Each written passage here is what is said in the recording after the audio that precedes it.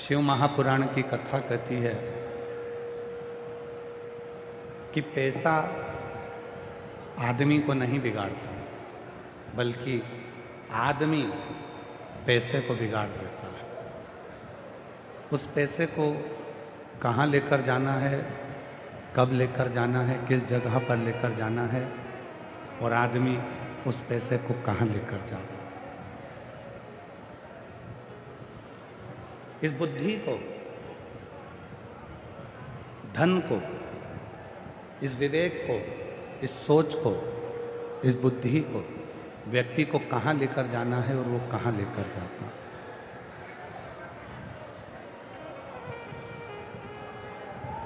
हम आपसे एक प्रश्न करें। आप सब भोजन करने बैठते हो, रोज भोजन करते हो।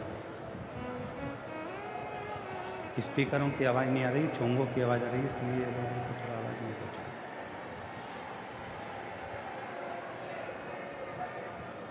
आप सभी लोग भोजन करते हो, भोजन ग्रहण करते हो। एक प्रश्न है, उत्तर दीजिएगा। सब्जी अच्छी बनी है, आपने भोजन किया। अचार अच्छा है, आपने भोजन किया। रायता अच्छा बना है, आपने भोजन किया। और उस भोजन की थाली में दाल अच्छी है, सब्जी अच्छी है। मान लो एक सब्जी, उसमें नमक नहीं है। सारी सब्जी अच्छी बनी है, सब तरह की जो सब्जियां हैं वो सब अच्छी बनी है, पर एक सब्जी ऐसी है जिसमें नमक नहीं है। और जिस सब्जी में नमक नहीं है, पूरी थाली के भोजन में आपका ध्यान उसी सब्जी पर बार बार जाएगा। इसमें नमक नहीं है, इसमें नमक नहीं है, इसमें नमक नहीं।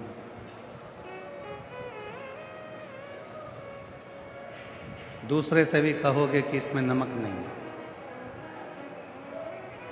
एक बार नहीं 4 बार कहोगे। भोजन कर कर नमक डाल के सब्जी खा भी लोगे तो भी खड़े होकर कहोगे कि माता जी इसमें नमक नहीं, इसमें नमक नहीं।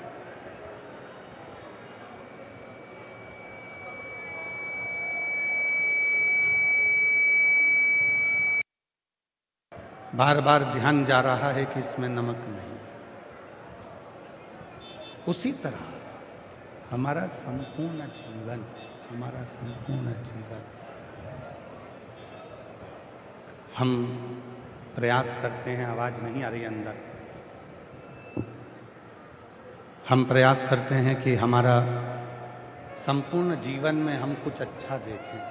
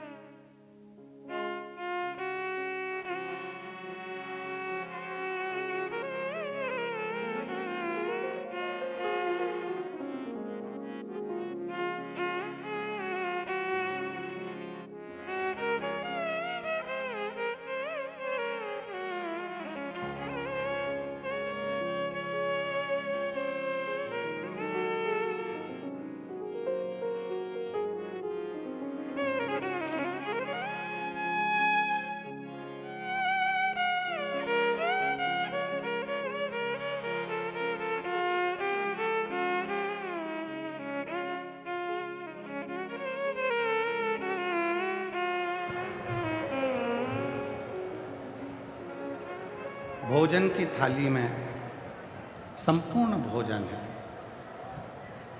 संपूर्ण भोजन।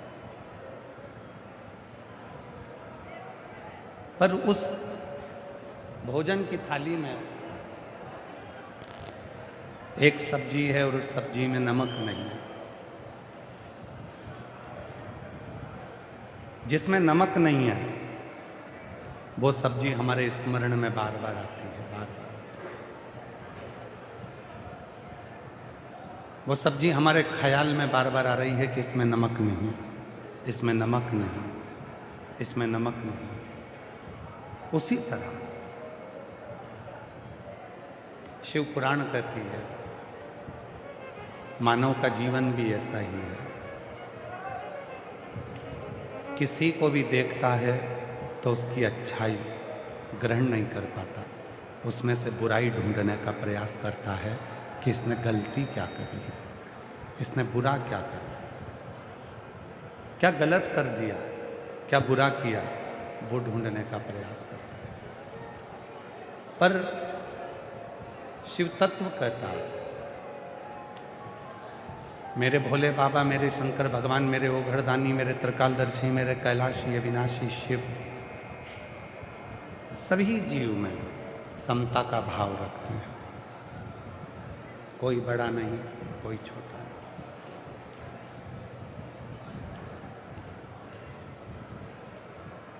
तेरे लाखों दीवाने बड़े से बड़े, तेरे चरणों में कंकर माटी से पड़े। उसके लाखों दीवाने, सब सम, सबकी समता। हमारे बीच में श्री आनंद प्रकाश जी ब्रह्मचारी महाराज हरिद्वार से पधारे हैं। एक बार जोरदार ताली बजाकर उनका स्वागत, वंदन, अभिनंदन। शिव तत्व की प्राप्ति समता में। हमने पहले भी कथा में कहा, आज फिर कहते हैं, मेरी माताओं, जितनी भी मेरी बुजुर्ग माँ बैठी हैं, आप लोगों से निवेदन करूं मैं, तुम्हारी बड़ी बहू कितनी भी अच्छी हो, फिर भी छोटी बहू की बुराई मत करना। और तुम्हारी छोटी बहू कितनी भी अच्छी हो तो भी बड़ी बहू की बुराई मत करना, कभी मत करो। क्या कारण है? उसका एक कारण है, बुढ़ापा आते आते हो सकता है कि गेंद किसी के भी पाले में चली जाए और किसी से भी पाला पड़ जाए। इसलिए अपनी बुद्धि में ये बात बिठा कर रखो, अपने विवेक में ये बात बिठा कर रखो कि हमें किसी की निंदा नहीं करनी, हमें निंदा से परे।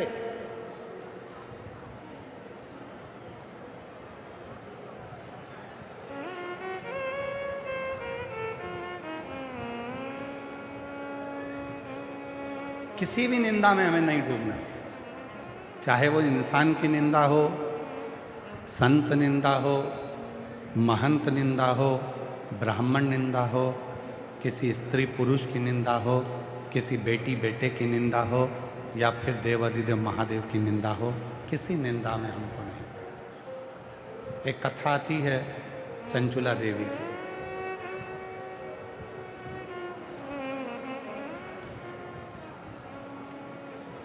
तुमरुका जी ने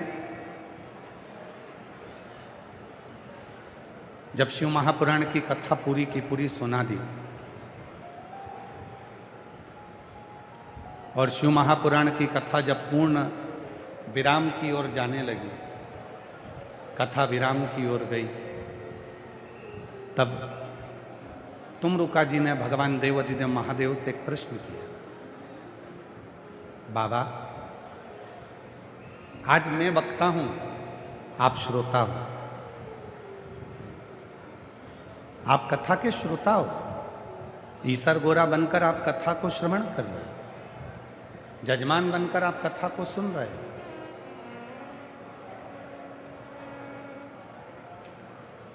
और जजमान, जो कथा का यजमान बनता है, वो कोई साधारण नहीं होता है। कोई पिछले जन्म के अच्छे कर्म मुझे बाबा तेरा साथ मिला। कोई पिछले जन्म के अच्छे कर्म मुझे बाबा तेरा साथ मिला।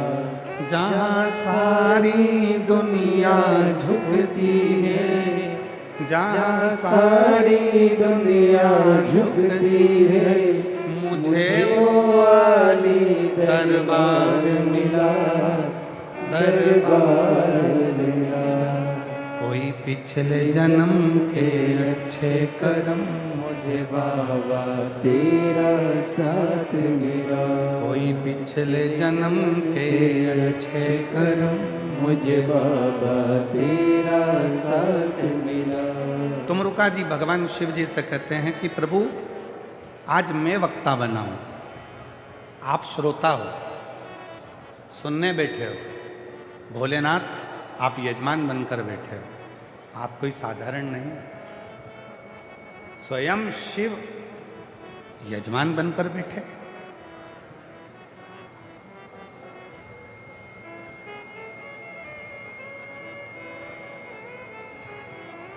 अच्छा एक बात बताइए, गंगा जी पृथ्वी पर ऐसे ही आ गई थी क्या? जम के बोलो जरा। नहीं आया। कौन लेकर आया? जम के आवाज नहीं आई, जरा बोलो। भागीरथ।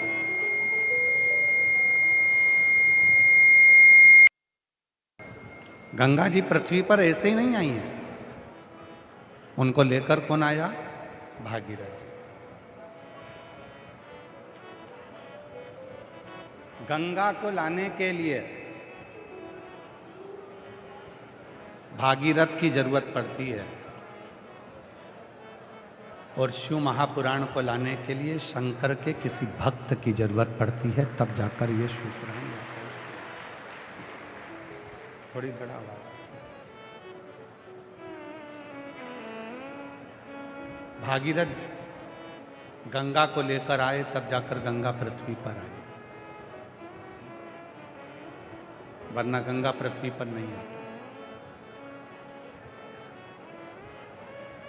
महामंडलेश्वर बाबूगिरी जी महाराज जैसे कोई भागीरथ हैं जो शिव महापुराण को भीलवाड़ा जैसी नगरी में लेकर आ गए। इस शिव महापुराण को भीलवाड़ा की नगरी में लेकर आ गए। कोई है, कोई पूर्व जन्म का कोई अच्छा कर्म हमारे जीवन में होता है, तब जाकर कोई अच्छे कर्म के कारण हम अच्छी जगह पर पहुंचते हैं।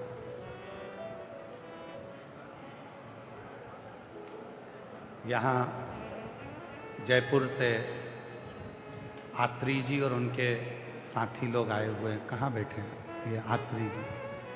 और अभी इन्होंने जयपुर मानसरोवर में सुंदर शिव महापुराण की दिव्य कथा का आयोजन कराया। शिव पुराण की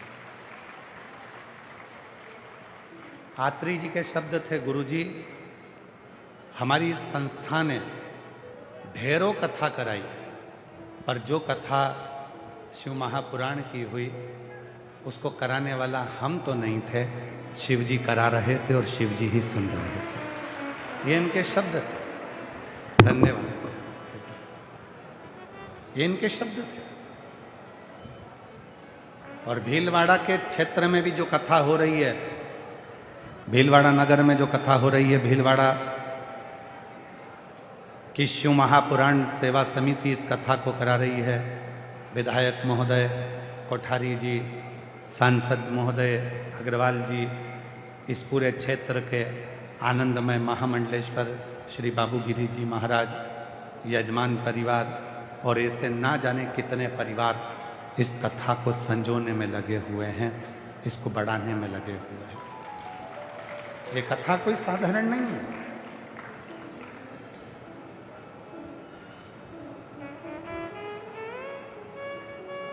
42 डिग्री टेम्परेचर से ऊपर टेम्परेचर है आज, और भक्तों का सैलाब ऐसा है कि छाता लगा लगा कर, अपनी साड़ी का पल्लू कर कर कर, अपने बच्चों को साथ में रहकर दरी लगाकर, चादर लगाकर, पन्नी लगा लगा कर लोग कथा का रसतत्व ग्रहण कर रहे हैं।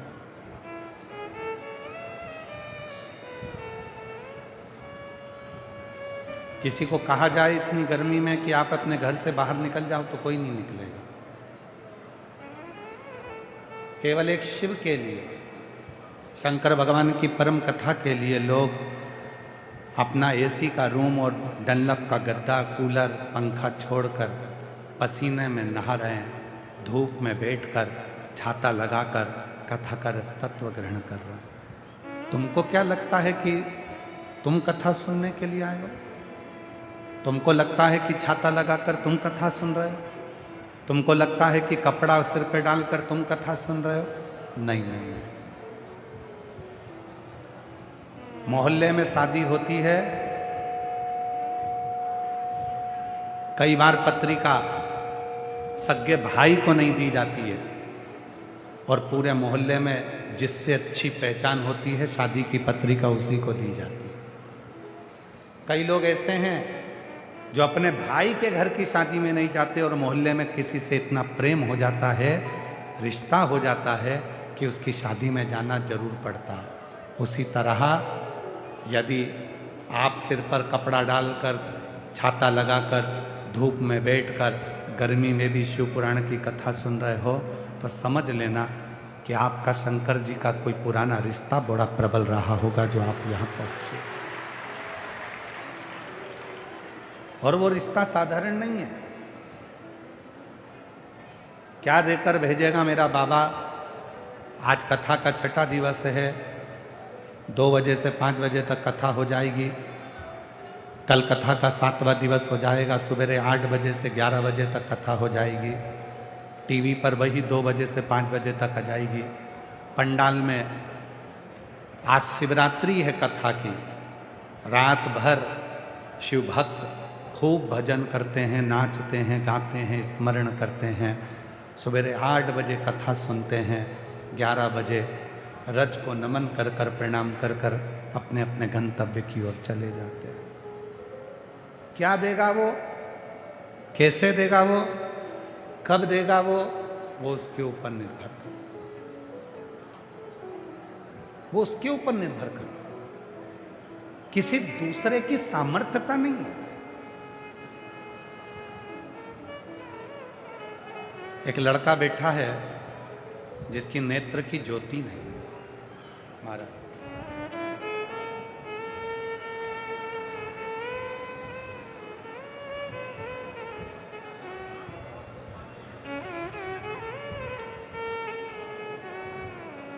कहाँ बैठा है? एक लड़का है जिसकी नेत्र की ज्योति नहीं है। मेरा नाम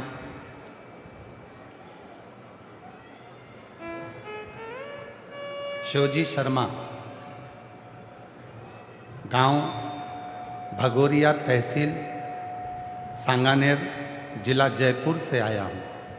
कहीं बैठे हों तो हाथ हिलाएंगे। 10 साल की उम्र में मेरी आंखों की रोशनी चली गई। कहीं बैठे हों बेटा तो हाथ हिला सकते हैं। मेरा नाम शिवजी शर्मा, गांव भगोरिया, तहसील सांगानेर, जिला जयपुर से आया हूँ। मेरा मोबाइल नंबर ये है। एक लोटे जल का मैं क्या वर्णन करूँ गुरुदेव। 10 साल की उम्र में मेरी आंख की रोशनी चली गई। जब से रोशनी गई तब से मैं शिव जी को ही बस मानता हूँ, बाकी के कहीं मेरा ध्यान नहीं जाता। अगर कहीं बैठे हों तो आ सकते हैं। गुरुदेव, 10 साल की उम्र में मेरी आंख चली गई, अंदर से बड़ा टूट चुका था,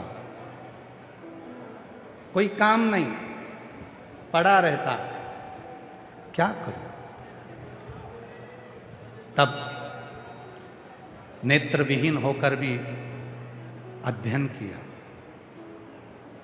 किसी ने कहा कि वो सियोर वाला बाबा कथा कहता है, अगर पंडाल में बैठकर कथा को सुना जाए, जो मांगो वो मिल जाता है। उसने अपनी भाभी से कहा, भाभी क्या मैं पंडाल में बैठकर कुछ मांगूंगा तो तो क्या मुझे मिल जाएगा? भाभी कहने लगी, भैया ऐसा सुना है कि वो सियोर वाला बाबा कथा कहता है और पंडाल में बैठ के जो मांगो वो मिल जाएगा। भाभी मुझे सरकारी नौकरी करना है, मेरी आंख नहीं है, नेत्र नहीं, क्या कर सकता हूं? क्यों नहीं, चल मानसरोवर के बीटी रोड जयपुर में 20 मार्च से 26 मार्च तक कथा चल रही है, चल अपन दोनों बैठ के कथा सुनेंगे। भाभी मुझको कथा में ले गई, पंडाल में बैठ गया, कथा सुनी और बाबा से केवल प्रार्थना करी, बाबा ऐसी कृपा कर कि मेरी सरकारी नौकरी लगे। एक एग्ज़ाम मैंने पहले दिया था रेलवे का, बाबा की ऐसी कृपा हुई गुरुदेव कि बाबा ने मेरी रेलवे में नौकरी लगा दी। मैं बाबा को यहाँ धन्यवाद देने के लिए, गुरुदेव भोले बाबा को मैं यहाँ प्रणाम करने के लिए आया, भीलवाड़ा की भूमि को कथा सुनने के लिए आया हूँ। मेरी भाभी के साथ 3 बार सीहोर भी आया, कंकर शंकर की पूजा भी कर कर गया और उसी कंकर शंकर और रुद्राक्ष ने आज मुझे अपनी मंजिल तक पहुंचा दिया। कहीं बैठे हों तो आ सकते, बैठे आ गए, दिख गए हैं क्या? ठीक है।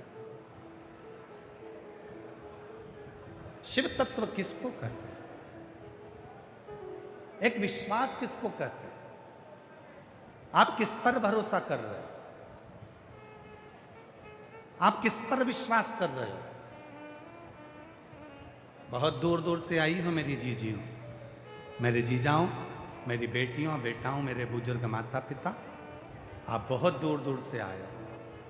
हम जानते हैं कि एक विश्वास लेकर आप शिव महापुराण की कथा में पहुंचे हो और इतना विश्वास अपने अंदर रखना कि मेरा भोले बाबा तुमको खाली नहीं भेजेगा, जो मांगा है उसको देगा जरूर, ये निश्चय। जो जैसी भावना वो वैसा ही फल पाया, नहीं खाली उसे लौटाया, वो मन ही मन हर्षाया, और कर दिया माला माल काशी वाले ने लुटा दिया भंडार, काशी वाले ने लुटा दिया भंडार, काशी वाले ने कर दिया माला काशी वाले ने। आप किस भावना से आए हो? इसके नेत्र नहीं है, 10 वर्ष की आयु में नेत्र चले गए, पर हिम्मत नहीं हारी, शिव पर भरोसा कर, चल मैं तुझको लेकर चलती हूँ। भाभी बोली कि मैं तुझे कथा के पंडाल में बिठाकर कथा सुनाती। क्या नहीं देता वो, क्या नहीं प्रदान करता। महाराज शिव जी की कथा कर रहे हैं, भगवान ओघड़दानी की कथा कर रहे हैं।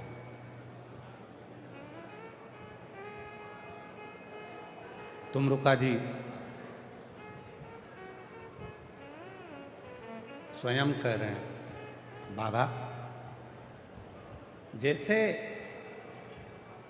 गंगा जी बिना भागीरथ के नहीं आ सकती,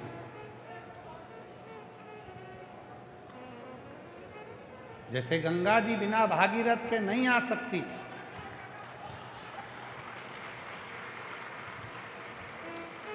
उसी तरह शिव महापुराण भी किसी भक्त के बिना जो भगवान की साधना में डूबा है, आराधना में डूबा है, भजन में डूबा है, शिव की भक्ति करता है। और मेरी भीलवाड़ा की जीजियों को कहूँगा, बिल्कुल विश्वास के साथ कहूँगा, आप लोगों ने शंकर जी को 2 लोटा जल चढ़ाया होगा, हर बार कहा होगा कि एक बार अपने भीलवाड़ा में शिव पुराण हो जाए, तो ये शिव पुराण चलकर यहाँ पर बड़ी मुश्किल है शिव पुराण की कथा को आना, बहुत मुश्किल, क्योंकि इसकी व्यवस्था करना शिव महापुराण की सबसे ज़्यादा कठिन है व्यवस्था। रोज लाखों में भीड़ बढ़ती चली जाती है, रोज प्रतिदिन, रोज बढ़ती, रोज भक्तों का सैलाब रोज की रोज बढ़ता, प्रतिदिन बढ़ता। इसको संभालना, सारे शिव भक्तों को बिठाना, भोजन कराना बहुत कठिन। आ जाओ।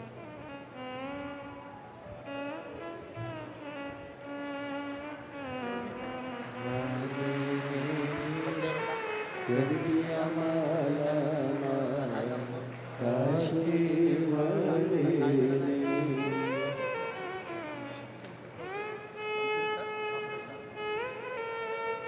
रेलवे टेक्नीशियन के पद पर, कंप्यूटर ऑपरेटर के पद पर बेटे की नौकरी लगी। एक बार जोरदार ताली बजाइएगा।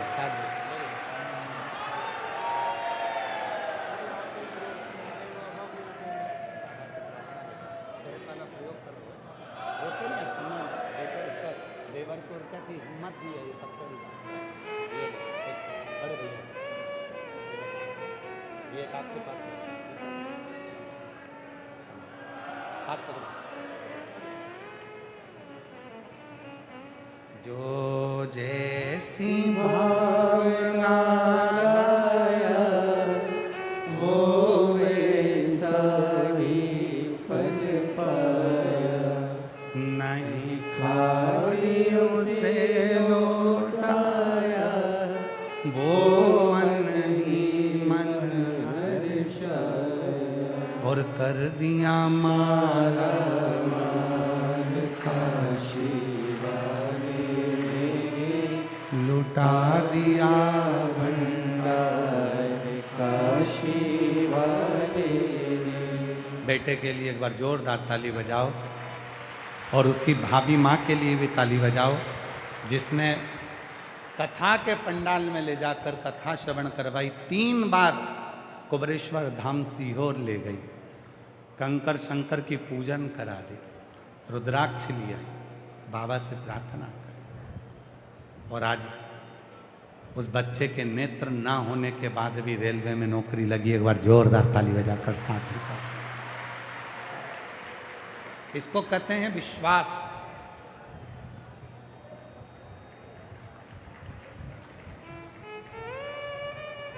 इसको कहते हैं भरोसा। इसको कहते हैं दृढ़ता। पूरी दुनिया भले आप लोगों के ऊपर हंसती हो, कहती हो कि कहाँ किस बाबा के चक्कर में पागल हो रहे हो, कहाँ कथा में जाकर बैठ रहे हो, इतनी धूप में क्यों कथा में जा रहे हो। लोग तुम पर भले हंसें, पर शिव पुराण कहती है जिस पर दुनिया हंसी है उसी ने इतिहास रची है। उसी ने हंसेंगे लोग तुम पर, ताना देंगे लोग तुम पर। कहाँ वो सीहोर वाले के चक्कर में पड़े हो, कहाँ वो सीहोर वाले की शिव पुराण के चक्कर में पड़े हो। घर में रहो, क्यों जाते हो, धूप हो रही है, गर्मी पड़ रही है, क्यों धक्के खा रहे हो, अंदर जाने की परमिशन नहीं मिलती, ये हो गया वो हो गया। लोग बहुत बहुत बोलेंगे, पर जिस पे दुनिया हंसी है उसी ने इतिहास रची है महाराज, उसी ने इतिहास रचा, कोई दूसरे ने रचा। शिव कथा करे, भगवान शंकर का चरित्र कराए, शिव महापुराण की कथा करी है। भगवान शंकर का चरित्र कहता है, तुमरुका जी ने चंचुला देवी को देखा, बिंदुक को देखा, जो बिंदुक प्रेत योनि में है। और तुमरुका जी भगवान देव अधिदेव महादेव से कहते हैं, बाबा मैंने सुना है गंगा जी को भागीरथ लेकर आए थे। ये शिव पुराण की कथा जो तुमरुका जी कह रहे हैं कि मैं बाँच रहा हूँ, और मेरे महादेव आप जजमान बनकर इस कथा को श्रवण कर रहे हो। ईसर गोरा बनकर, गणागोर बनकर, गणगोर बनकर आप इस कथा को श्रवण कर रहे हो। बाबा मुझे समझ नहीं आ रहा कि इस चंचुला देवी ने, इस बिंदुक ने पूर्व में कौन सा पुण्य करा था जो ये शिव पुराण की कथा के यजमान आप बनकर बैठ गए? कौन सा पुण्य करा? वो पुण्य कौन सा है? आज तक व्यासपीठ पर यह कथा कभी नहीं है, पर आज भीलवाड़ा की नगरी में यह कथा ध्यान में आई है तो इसको श्रवण करें। चंचुला देवी ने कौन सा पुण्य पूर्व में कर दिया था? चंचुला देवी ने कौन सा पुण्य पूर्व में कर दिया था? चंचुला देवी ने कौन से पिछले जन्म का कोई पुण्य कर दिया था जिसके कारण बस चंचुला देवी शिव महापुराण की कथा करवाती है और भगवान शंकर और पार्वती उसके यजमान बनकर बैठते हैं? कौन सा? भगवान भोलेनाथ मुस्कुराए और भगवान शिव हंसकर कहे, तुम रुका जी, चंचुला देवी का यह कोई आज का पुण्य नहीं है।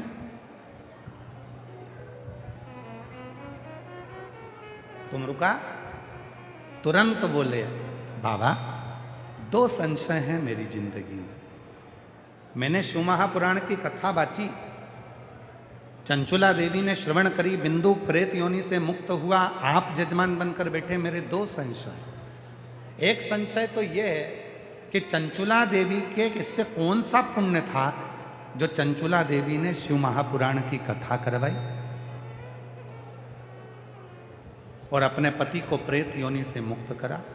और दूसरा प्रश्न यह है कि बिंदुक ने ऐसा कौन सा पाप कर दिया था जो बिंदुक मरने के बाद प्रेत योनि में पड़ गया? पत्नी पुण्य कर रही है और पति प्रेत योनि में है। ये समझ में नहीं आया, ये कुछ समझ में नहीं आया। आखिर ऐसा कौन सा पुण्य चंचुला के जीवन में था जो चंचुला शिव महापुराण की कथा करवाती है और शंकर पार्वती यजमान बनकर बैठते?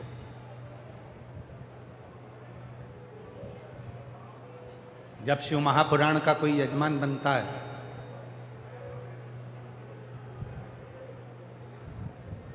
जैसे यहां पर भी यजमान बनाकर बिठाए गए हैं परिवार को, बहेड़िया परिवार जो बैठा है यजमान बनकर, राम प्रकाश मणि जी, शिव महापुराण में जो यजमान बनकर बैठता है उसको भी विचार करना चाहिए। अपनी बुद्धि में एक बात लेकर आना चाहिए कि हमने कौन सा पुण्य करा होगा अपनी जिंदगी में, कौन सा अच्छा काम करा होगा। 71 पीढ़ी में ना जाने कौन सा पुण्य ऐसा हो गया होगा जो भोलेनाथ ने हमको यजमान बनाकर बिठा दिया। कौन सा पुण्य? जब सीहोर कुबरेश्वर धाम पर गुरु पूर्णिमा की कथा होती है, 2 कथा होती है सीहोर कुबरेश्वर धाम पर। एक होती है गुरु पूर्णिमा महोत्सव, उसमें भी शिव पुराण की कथा होती है, और एक होती है रुद्राक्ष महोत्सव, उसमें भी शिव पुराण की कथा होती है। जब बहुत दूर दूर के पूरे भारत की भूमि के, देश के, विदेश के भक्त कुबरेश्वर धाम पर जब यजमान बनते हैं तो हम उनसे मिलते हैं, तब हम उनसे एक ही बात कहते हैं कि तुम्हारे 71 पीढ़ी का कोई पुण्य तुम्हारे दादा परदादा और तुम्हारा रहा होगा जो बाबा ने तुमको कुबरेश्वर धाम में यजमान पद ग्रहण करवा दिया।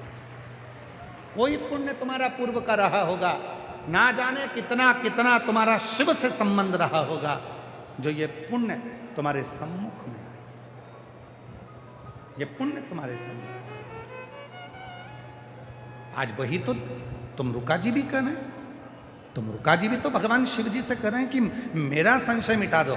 कथा तो मैंने सुना दी, कथा सुन भी ली, चंचुला देवी ने श्रवण भी कर ली, बिंदु प्रेत योनि से भी मुक्त हो गया, सब कुछ हो गया, कथा विराम भी होने वाली है, पर मेरा संशय मिटा दो कि चंचुला देवी का कौन सा पुण्य था और बिंदुक का कौन सा पाप था, वो मुझे श्रवण करना है।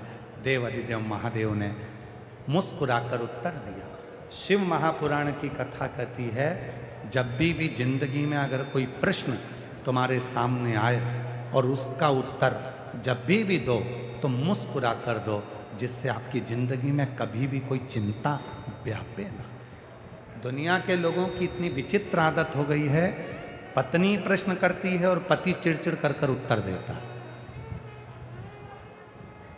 पत्नी ने प्रश्न करा और पति ने चिढ़कर उत्तर दिया। पत्नी ने केवल इतना पूछा, क्यों तुम तो रोज 7 बजे आ जाते, आज तो 9 बजे आ रहे। तो इतने में पति चिढ़कर उत्तर देता है, तो मैं क्या कहीं चले गया था? फालतू की बात मत करा कर मेरे से, रोटी ला जा। चिढ़कर क्यों उत्तर देना? शिव महापुराण की कथा कहती है, पति अगर प्रश्न करे तो पत्नी को मुस्कुराकर उत्तर देना चाहिए, पत्नी प्रश्न करे तो पति को मुस्कुराकर उत्तर देना चाहिए, और घर के बच्चे प्रश्न करें तो माँ बाप को मुस्कुराकर उत्तर देना चाहिए। और माँ बाप अगर प्रश्न करें तो नवयुवक बेटों से निवेदन है और नवयुवक बेटियों से निवेदन है, जब घर के माता पिता प्रश्न करें तो मेरे नवयुवक बेटा बेटियों मुस्कुराकर उत्तर दिया करो तुम्हारे अपने पापा मम्मी से, मुस्कुराकर उत्तर दो। आपके चेहरे पर प्रसन्नता होना चाहिए उत्तर देते समय।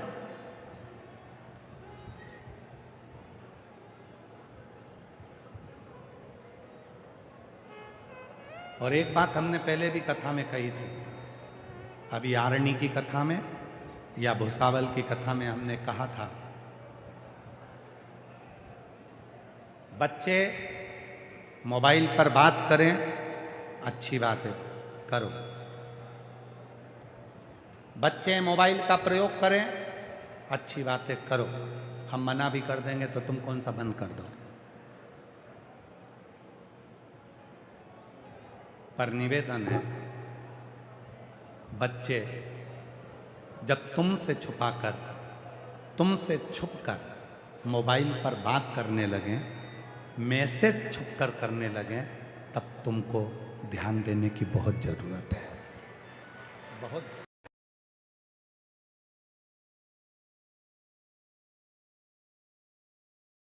आज सबसे ज्यादा जवाबदारी बढ़ गई है घर के बुजुर्गों की नहीं, घर के बड़ों की नहीं, आज सबसे ज्यादा जवाबदारी बढ़ गई है घर की बेटियों की। घर की बेटियों की जवाबदारी ज्यादा बढ़ गई।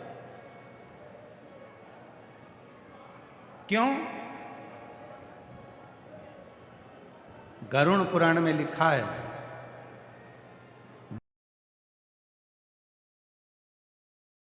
पिंड देता है माँ बाप का, तब माँ बाप स्वर्ग जाते हैं। बेटा तर्पण करता है माँ बाप का, तब माँ बाप स्वर्ग जाते हैं। बेटा तिलांजलि करता है माँ बाप का, तब माँ बाप स्वर्ग जाते हैं। बेटा तर्पण करता है माँ बाप का, तब माँ बाप स्वर्ग जाते हैं। बेटा जब श्राद्ध करता है तब माँ बाप स्वर्ग जाते हैं।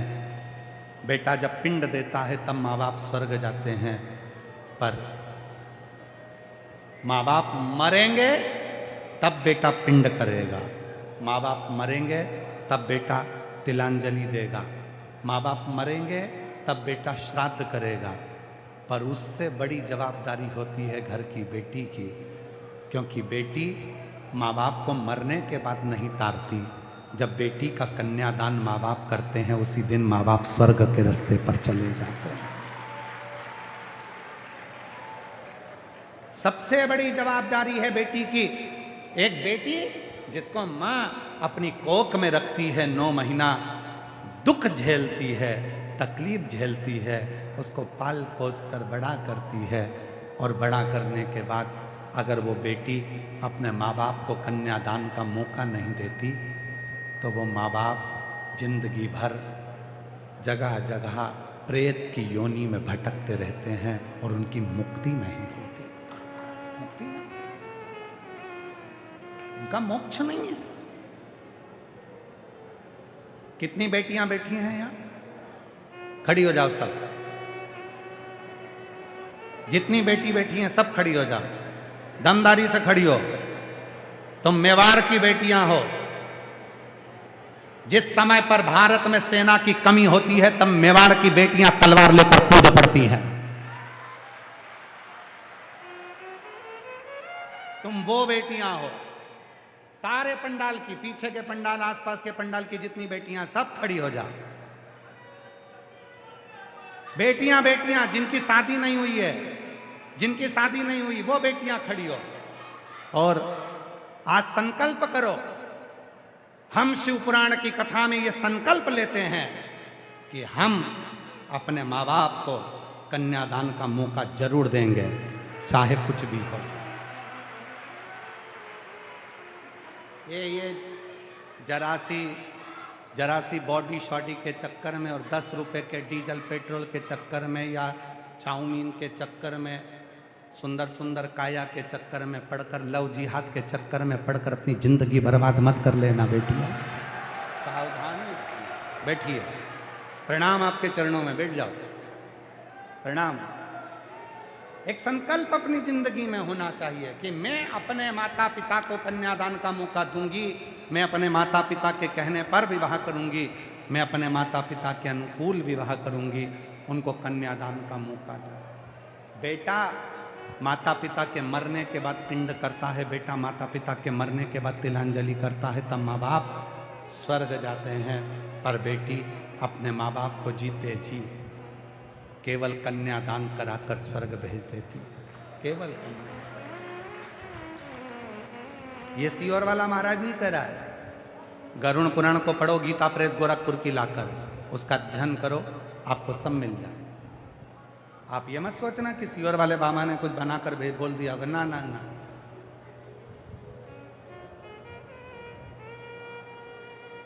आप अध्ययन करिए, गीता प्रेस गोरखपुर की गरुड़ पुराण लाइए, पढ़ो, अध्ययन करो और फिर स्मरण कर कर। तुम रुका जी कर चंचुला का पूर्व, चंचुला देवी ने पूर्व में कौन सा पुण्य कर दिया था? चंचुला देवी ने ऐसा कौन सा पुण्य कर दिया था जो चंचुला देवी इस जन्म में शंकर भगवान और पार्वती जी को यजमान बनाकर शिव महापुराण की कथा करवा ले रही है? कौन सा वो पुण्य, कौन सा? और कोई पिछले जन्म के अच्छे कर्म, तेरा साथ मिला, कोई पिछले जन्म के अच्छे कर्म, मुझे बाबा तेरा साथ मिला। जहाँ सारी दुनिया झुकती है, जहाँ सारी दुनिया झुकती है, मुझे वो आली दरबार मिला, दरबार मिला। कोई पिछले जन्म के अच्छे कर्म, मुझे बाबा तेरा साथ कोई मिला। पूर्व का। तब भगवान शिव जी ने कहा, सुनो तुम रुका जी, मैं चंचुला के 9 जन्म पहले की कथा कहता हूँ। 9 जन्म पहले चंचुला एक भिलनी थी, भील की पत्नी थी, भिलनी थी।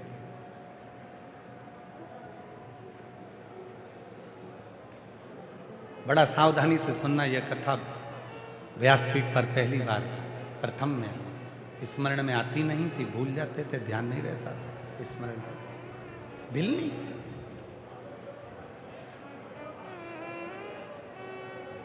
चंचुला का पति भील, ये भिलनी वन में निवास करते थे, छोटा सा झोपड़ा बनाकर रहते थे।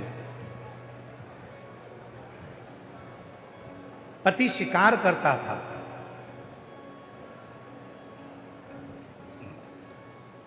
और पत्नी जंगल में कोई भी संत निकलता, उस संत से शिव चर्चा करते। एक बार उस भिलनी ने किसी संत के मुख से सुन लिया था कि शंकर भगवान के शिवलिंग की आकृति कैसी होती, भगवान शंकर का शिवलिंग कैसा होता है, शिवजी का स्वरूप कैसा होता है, शिवलिंग कैसा होता है, उसका स्वरूप कैसा है, पूजन कैसे करना चाहिए, क्या करना चाहिए, एक लोटा जल कैसे समर्पित करना चाहिए, ये उसने जाना।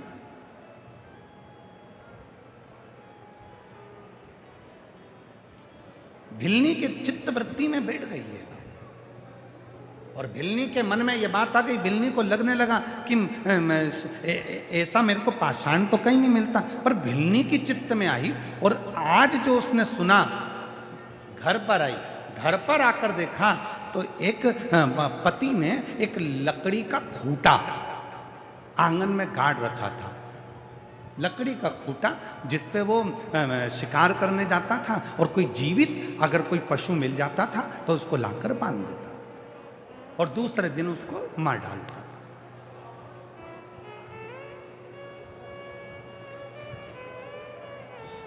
अब भिलनी की चित्तवृत्ति में तो शिवलिंग ही शिवलिंग था। भिलनी की चित्तवृत्ति में तो शंकर का शिवलिंग ही शिवलिंग ध्यान में आ रहा था। आप में से कई माताएं ऐसी बैठी हैं, कई जीजा ऐसे बैठे हैं, कई जीजियां ऐसी बैठी हैं, कई बेटियां ऐसी बैठी हैं, कई बेटा ऐसे बैठे हैं, कई बुजुर्ग माँ बाप ऐसे बैठे हैं जिनको अगर एक दिन भी कथा नहीं सुनती टीवी पर या मोबाइल पर तो बेचैनी होने लगती है। आज कथा नहीं सुन पाई, आज कथा में ऐसा लग रहा है खाली खाली खाली खाली, मन नहीं लग रहा, चित्त नहीं लग रहा। कई बार कई मेरी जीजियां बैठी हैं जिनका मन ही नहीं लगता अगर कथा नहीं सुने तो। जब तक वो शिव पुराण की कथा थोड़ी देर के नहीं सुन लेती मोबाइल पर, फोन पर या टीवी पर, कहीं पर भी किसी भी रूप में, तब तक उसका मन नहीं लगता।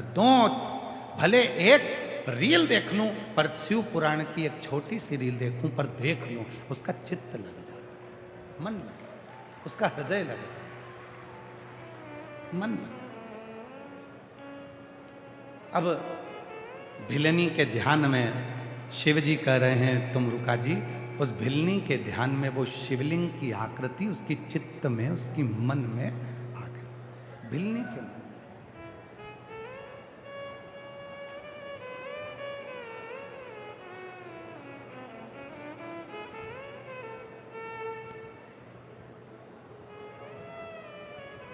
भिलनी अंदर गई। जो उसने खूंटे को देखा जिस पे पति शिकार करने जाता था और कोई पशु जीवित मिल जाता था तो उसको लाकर बांध देता था और दूसरे दिन उसको मार डालता था, उस खूंटे को भिलनी ने देखा।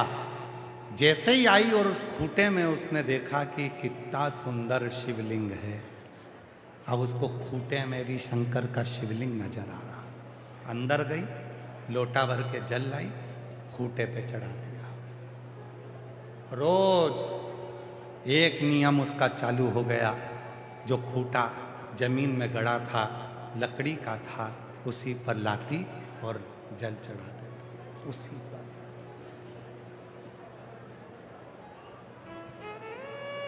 अब ये कथा तो आप लोगों ने शिव पुराण में सुन रहे हो।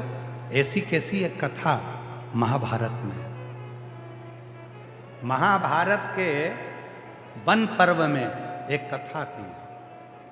महाभारत के वन पर्व में कथा आती है कि पांडव वन में जा रहे हैं, उनको वनवास हो गया पांडव को। पांडव वन में निवास कर रहे थे। अर्जुन युधिष्ठिर का नियम था प्रतिदिन शंकर के शिवलिंग पर जल चढ़ाना, और आज शंकर का शिवलिंग उनको मिला नहीं था तो अर्जुन ने भोजन किया नहीं था। भीम को मालूम पड़ा कि मेरे भाई अर्जुन ने भोजन नहीं किया। भीम को मालूम पड़ा कि मेरे भाई युधिष्ठिर ने भोजन नहीं किया, क्योंकि उन्होंने शंकर के शिवलिंग पर जल नहीं चढ़ाया। एक लोटा जल चढ़ाने के लिए मेरे भाई भोजन नहीं करे हैं, भूखे हैं। तब भीम गया और भीम ने जाकर एक पेड़ को काट दिया। पेड़ को काट कर उसी पेड़ की जड़ को भीम ने लकड़ी से घुमा घुमा कर उसको लकड़ी से उसको घुमाकर छील कर गोल कर दिया और गोल कर कर अपने भाई के पास आ गए। भीम पत्तों को उसके ऊपर चढ़ाकर, उस पत्तों को उसके ऊपर रखकर और अपने भाई अर्जुन के पास, युधिष्ठिर के पास आए। महाभारत का वन पर्व कहता है जैसे ही भीम आए और भीम ने आकर कहा अर्जुन से चलो चलो चलो, मुझे जंगल में शंकर का शिवलिंग मिल गया, तुम्हें जल चढ़ाना है, जल्दी चलो, जल भरो, जल्दी चलो। भीम के कहने पर अर्जुन ने, युधिष्ठिर ने लोटा भरकर जल लिया। जल लेकर जंगल में शंकर जी को चढ़ाने के लिए गए। जो भीम ने शंकर का स्वरूप बताया था उसी स्वरूप पर अर्जुन ने और युधिष्ठिर ने जल चढ़ा दिया। जैसे ही जल चढ़ाया अर्जुन युधिष्ठिर आए और उन्होंने भोजन कर लिया। जैसे ही भोजन करा भीम तो खूब तेज हंसा। जब आप लोग शिव महापुराण के पंडाल की मिट्टी को अपने सिर से लगाती हो, सीहोर कुबरेश्वर धाम जाकर वहां के कंकर की पूजन करती हो, कंकर लाती हो, कंकर बीनती हो, रुद्राक्ष लाती हो, लोग तुमको देखकर हंसते हैं, ताना कसते हैं, हंसते हैं। आज वही की वही महाभारत के वन पर्व में वर्णन आता है। भीम जैसे ही अर्जुन ने भोजन करा, जैसे ही युधिष्ठिर ने भोजन करा और भीम ने हंसना चालू करा, तो अर्जुन ने पूछा क्यों रे भीम, तू क्यों हंस रहा है, क्या हो गया ऐसा? युधिष्ठिर ने पूछा भीम तुम हंस क्यों रहे, हुआ क्या? हम भोजन कर रहे हैं और तुम हंस रहे हो। भीम कहने लगे कि मैं तुम दोनों को देखकर इसलिए हंस रहा हूं कि आज तुम दोनों ने जो शंकर जी का शिवलिंग समझकर तुमने जो जल चढ़ाया है वो शिवलिंग नहीं था, मैंने पेड़ को काट दिया था, उसका जो नीचे का ठूठ था उसी को मैंने गोल कर दिया था और उसी पर मैंने पत्तियां रख दी थी और तुम उसको शंकर का शिवलिंग समझकर उस पर जल चढ़ा दिए। तुम शंकर का शिवलिंग चढ़कर तुमने जल चढ़ा दिया और जल चढ़ाकर तुमने भोजन कर लिया, तुमने उसको पहचाना नहीं। अर्जुन ने कहा ये भीम, तूने भले लकड़ी को काटकर जड़ को शिवलिंग बनाया हो, पर हमारी दृष्टि में जब हमने जल चढ़ाया तो वो दिल से चढ़ाया, दिल से चढ़ाया तो वो कंकर भी शंकर हो गया। दिल से चढ़ाया तो वो लकड़ी की जड़ भी शिवलिंग। शिवलिंग भीम कहने लगा मैं नहीं मानता कि वो शिवलिंग हो गया, अब भी उखाड़ कर फेंकता हूं। अब भी महाभारत का वन पर्व कहता है, महाभारत की कथा को यदि पढ़ोगे तो उसका वन पर्व पढ़िएगा, उस वन पर्व की कथा कहती है भीम ने कहा मैं अब भी उखाड़ कर फेंकता हूं। अर्जुन ने कहा ठीक है चलो। युधिष्ठिर चले, अर्जुन चले, भीम ने पत्तियां हटाई और पेड़ की जड़ को उखाड़ने लगे। भीम जैसे ही उस पेड़ की जड़ को उखाड़ने लगे, वन पर्व की कथा कहती है महाभारत की, भीम जमीन में छाती तक धंस गए तो भी उस जड़ को उखाड़ नहीं पाए। जड़ को उखाड़ नहीं। अर्जुन ने कहा भीम उखाड़ो उखाड़ो उखाड़ो। अब तो भीम को गुस्सा आ गया, उस जड़ के आसपास में भीम ने खोदना चालू कर दिया। पूरी जड़ को उखाड़ने के लिए भीम ने जो आसपास खोदना प्रारंभ करा, भीम के 2 वर्ष केवल उस खड्डे को खोदने में निकल गए, परंतु वो जड़ का सिरा आखिरी का छोर नहीं मिला। 2 साल तक, 2 वर्ष तक भीम खोदता रहा तो भी उस वृक्ष की जो जड़ थी उसका सिरा नहीं मिला। भीम रोज उखाड़ता पर वो उखड़ता नहीं, रोज उखड़ता नहीं। कहते हैं कि भीम के खोदने से जमीन में से, पताल में से पानी निकलने लगा, पर वो जड़ का सिरा नहीं मिला। आखिरी में भीम अर्जुन के सामने हाथ जोड़कर बोला, एक लोटे जल में और सच्चे विश्वास में ये बल है कि कंकर भी शंकर बन जाता है और जड़ भी परमात्मा बन जाता है। लोग कहते हैं सीहोर का कंकर शंकर है, कंकर शंकर। सीहोर के रुद्राक्ष में ऐसा क्या है? और मेरी जीजियों, दुनिया के लोग आप लोगों को बहुत पागल बनाएंगे, मूर्ख बनाएंगे, कहेंगे कि हम यहाँ पर जो रुद्राक्ष बेच रहे हैं वो सीहोर का है। नहीं, सीहोर का रुद्राक्ष पैसे से नहीं बिकता। सीहोर का रुद्राक्ष कोरियर कर कर नहीं भेजा जाता। सीहोर का रुद्राक्ष कोई आपको ले जाकर नहीं दे सकता। सीहोर का रुद्राक्ष यदि तकलीफ आएंगे अपना हाथ आगे करेंगे, भोलेनाथ का नाम लेंगे, रुद्राक्ष लेंगे, वही